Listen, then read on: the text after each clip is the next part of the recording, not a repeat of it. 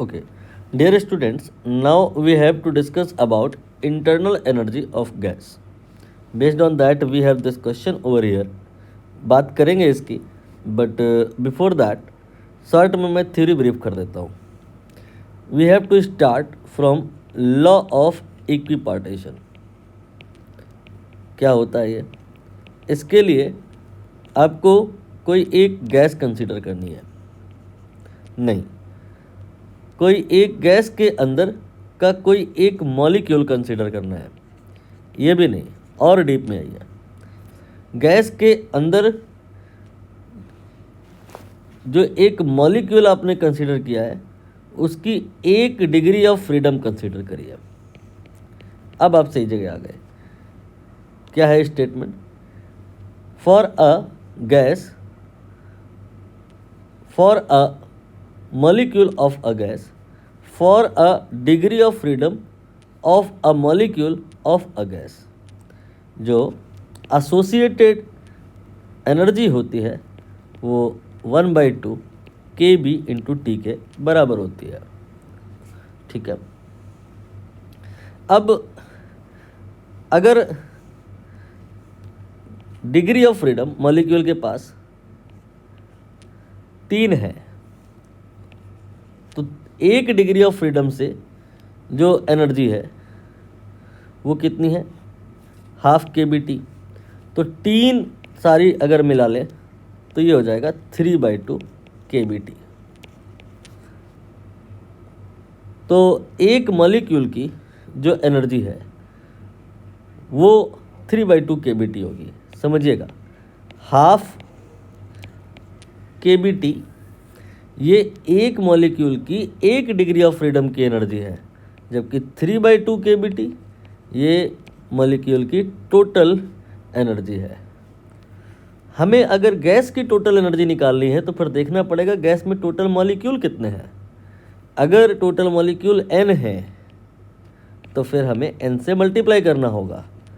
तो n KBT will be what?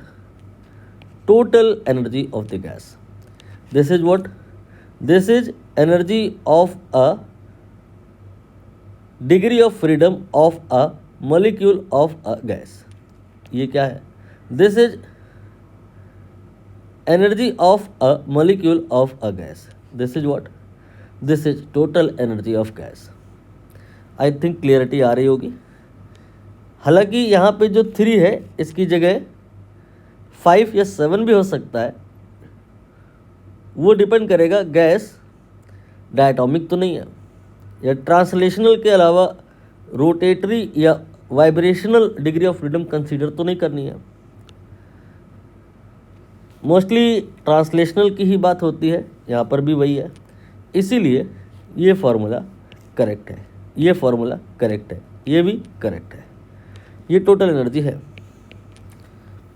एक और बात, टोटल एनर्जी में काइनेटिक एनर्जी भी आती है, पोटेंशियल एनर्जी भी आती है.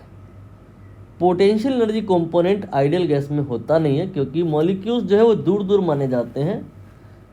एंड दूर दूर मॉलिक्यूल होने की वजह से उनके बीच में आपस में कोई फोर्स नहीं लगता.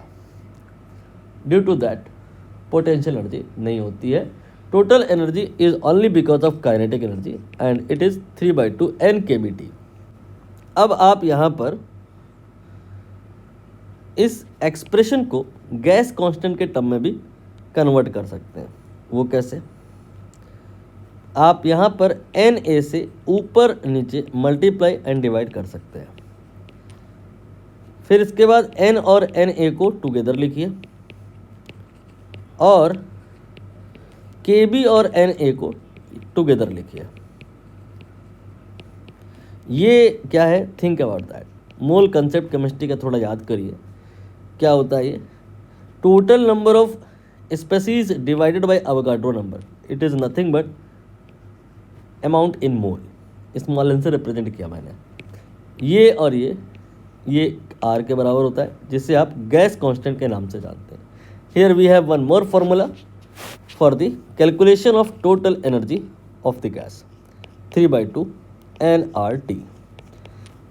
ओनली ट्रांसलेशनल काइनेटिक एनर्जी है ये.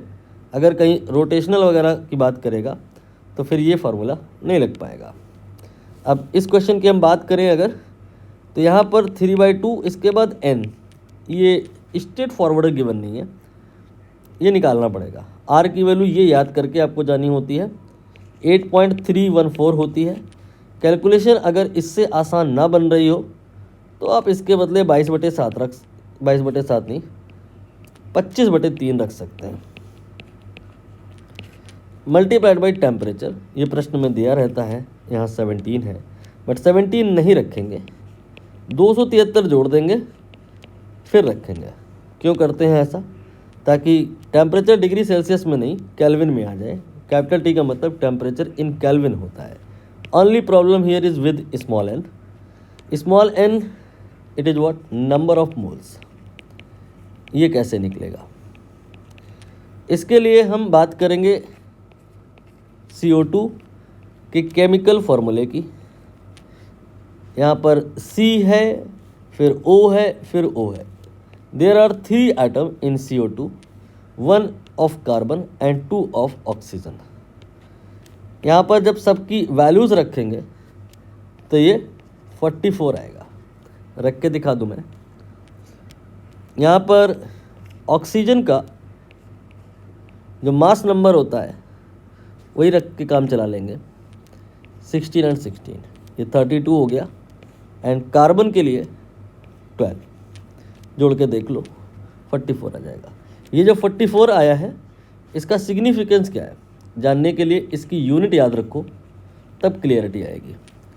यूनिट होती है 44, देन आगे ग्राम पर मोल। मतलब ये कि जो अगर 44 ग्राम आप CO2 लेके आए हो कहीं से, वो 1 मोल के बराबर होगा। लेकिन यहाँ तो 50 ग्राम है, कोई बात नहीं, 1 ग्राम का देख लो कितना मोल बनता है, 1/44 मोल हो जाएगा। और बात कर रहे हैं ये 50 ग्राम की, तो 50 से मल्टीप्लाई कर दो। Here you have calculated molar amount for 50 ग्राम। ये स्मॉल एन का वैल्यू है जिसे आपको यहाँ पे रखना होगा, 50/44। Rest is calculation. हल्की सी कैलकुलेशन हार्ड है बट इतनी हार्ड नहीं है कि की ना जा सके। जब आप करेंगे तो ये 4102 जूल के अराउंड आएगा। ऑप्शन बी ये करेक्ट होगा।